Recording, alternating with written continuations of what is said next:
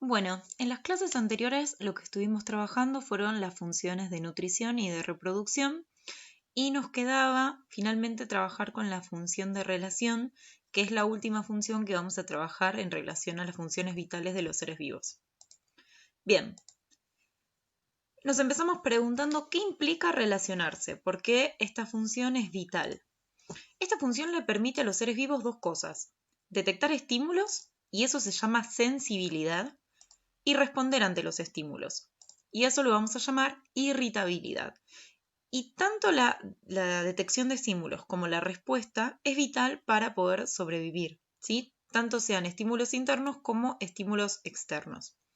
Hay un modelo que es el modelo estímulo-procesamiento-respuesta, en el cual el estímulo es detectado por un receptor, hay una vía aferente o de entrada que lleva esa información hacia un centro integrador, una vía de salida o eferente que lo conduce hacia el efector, que es el que va a elaborar la respuesta. Vamos a ir analizando cada uno de estos componentes. Bien, el estímulo entonces es cualquier cambio en el ambiente, interno o externo. Puede ser un cambio químico, como olores, sabores, etcétera, ¿sí? Que son sustancias. Algún cambio físico, como la luz, el sonido, la temperatura, ¿sí? Cualquier variación de cualquiera de estas variables. O biológicos, como los virus, ¿sí? O cualquier agente que puede ingresar al cuerpo y, por ejemplo, desencadena una respuesta inmunológica. Después está el receptor, que son estructuras o células especializadas en la captación de diferentes estímulos.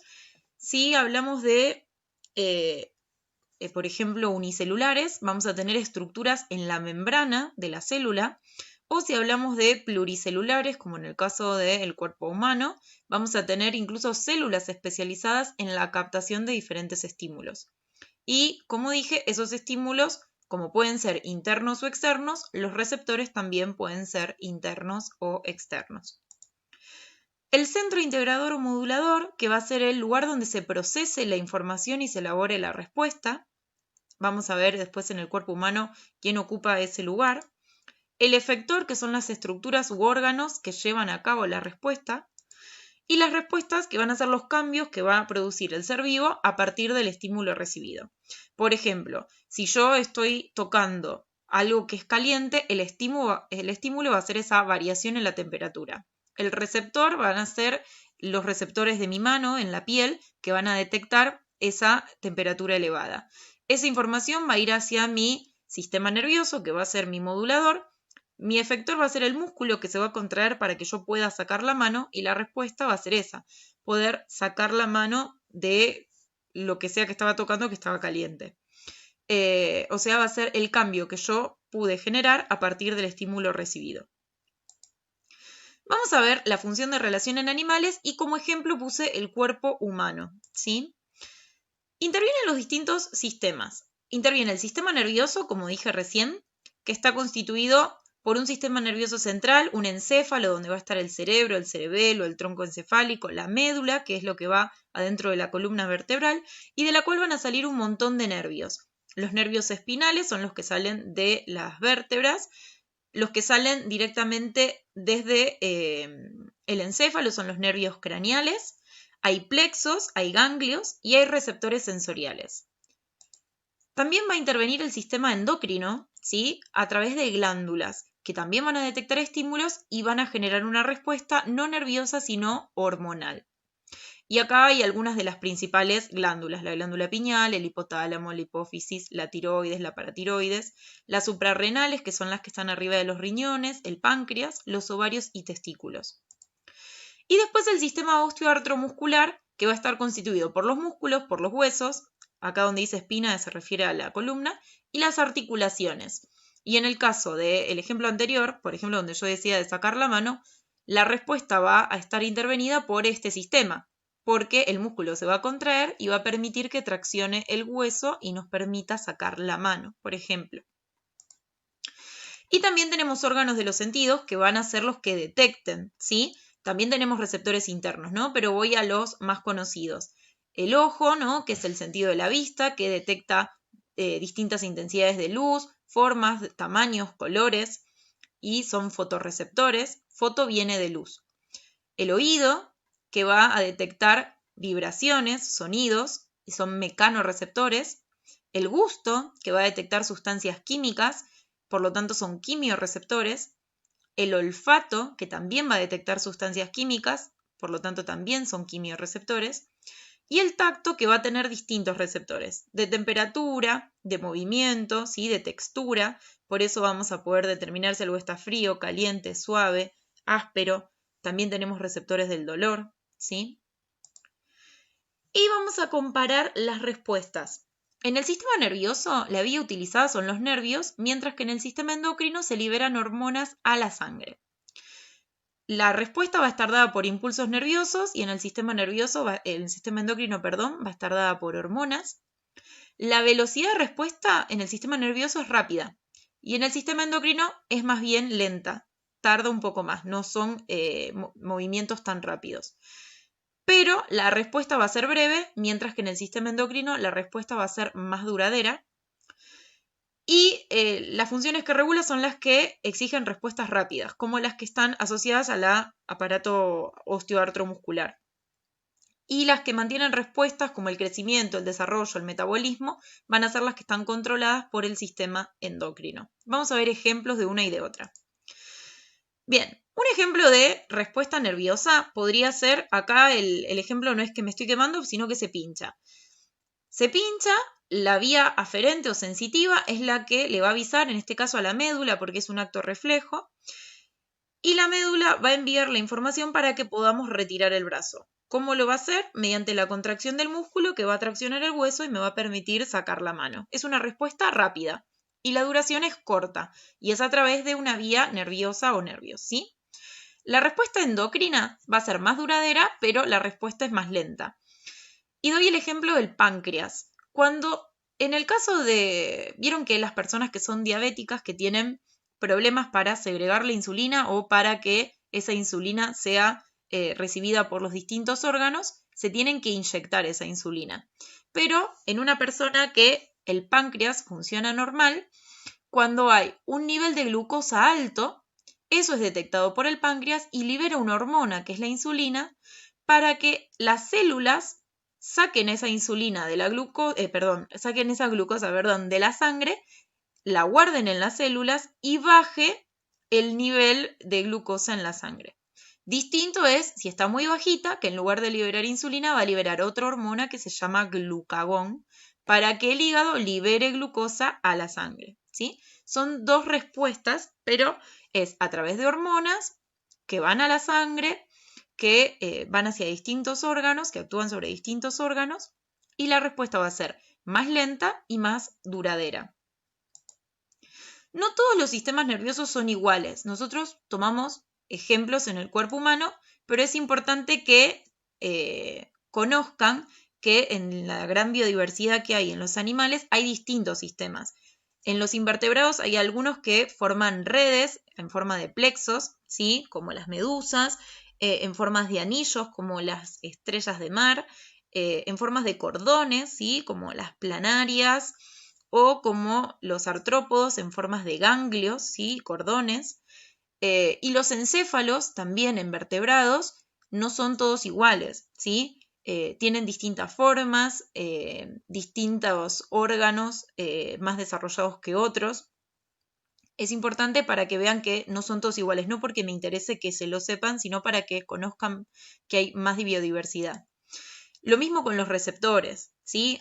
Las aves, por ejemplo, migratorias tienen receptores de campos magnéticos, las vibrisas, estos bigotes que tienen los felinos que pueden detectar movimientos, las puntitas, ¿sí? Nosotros decimos las antenitas de los caracoles que tienen fotorreceptores que se llaman ocelos, los peces que tienen una línea lateral para detectar diferencias en las presiones del agua y detectar movimientos, o en el caso de los tiburones que tienen estas ampollas de Lorenzini que detectan corrientes eléctricas, algunas serpientes que tienen estas fosetas loreales donde pueden detectar radiaciones infrarrojas, los murciélagos, ¿sí? o los delfines que pueden detectar y a partir de las ondas reflejadas pueden detectar objetos por ecolocalización, y las antenas de los artrópodos, que también tienen receptores químicos y quimiorreceptores.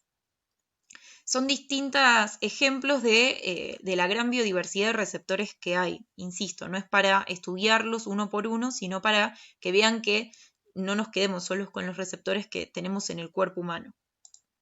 Vamos a ver ahora sí ejemplos de respuestas. Vamos a empezar con algunos animales y organismos unicelulares, y esas respuestas se llaman taxias o taxismos. ¿Qué son las taxias o taxismos? Es un movimiento de acercamiento o de alejamiento en relación a un estímulo específico, y pueden ser positivas cuando el animal o el organismo unicelular se dirige hacia el estímulo, como por ejemplo las lombrices que se dirigen hacia ambientes húmedos. Eso es una hidrotaxia positiva o un hidrotaxismo positivo, que significa que van hacia el agua, ¿sí? Hacia lugares con humedad. Por eso es positivo. Y hay algunos casos que es negativo, que es cuando se dirigen en contra del estímulo. Por ejemplo, las cucarachas se alejan de la luz, ¿sí? Por eso es que tienen una fototaxia negativa o fototaxismo negativo, ¿sí? Es un ejemplo con el cual se alejan de ese estímulo. Lo mismo pasa en unicelulares, ¿sí? Hay organismos unicelulares, vuelvo para atrás, que se van a acercar a estímulos o se van a alejar de determinados estímulos, y también se van a llamar taxias o taxismos. Aclaro los dos nombres porque a veces figura como taxia y en algunos figura como taxismos, pero es lo mismo, ¿sí? Ahora vamos a ver ejemplos de respuestas en plantas. Y acá no puse O, sino puse I porque son dos cosas distintas. Vamos a ver los tropismos y las nastias, pero son dos cosas diferentes. Lo que no vamos a analizar de las plantas es la recepción de esos estímulos. Todos estos temas son igual tema de tercer año. Hay una unidad donde se trabaja todo el tema de recepción de estímulos y respuestas en los distintos seres vivos. La idea es ahora ver una generalidad. Vamos a arrancar con la diferencia entre tropismos y nastias, y lo vamos a ver en forma de cuadro. Los tropismos son respuestas de crecimiento de la planta en relación a la dirección de un estímulo. Y las nastias son son movimientos como respuesta a un estímulo. Es decir, que en el tropismo la planta va a crecer y en la nastia la planta va a generar algún tipo de movimiento. Como es una respuesta de crecimiento, los tropismos son irreversibles, mientras que las nastias son reversibles. El movimiento se puede dar y después vuelve a la normalidad. En los tropismos son respuestas lentas porque que la planta crezca lleva su tiempo, mientras que las nastias son respuestas rápidas. Al ser movimientos, se da de manera rápida. Y los tropismos pueden ser positivos o negativos. Como tienen relación con la dirección del estímulo, son positivos cuando la planta crece hacia el estímulo y son negativos cuando la planta crece en contra del estímulo.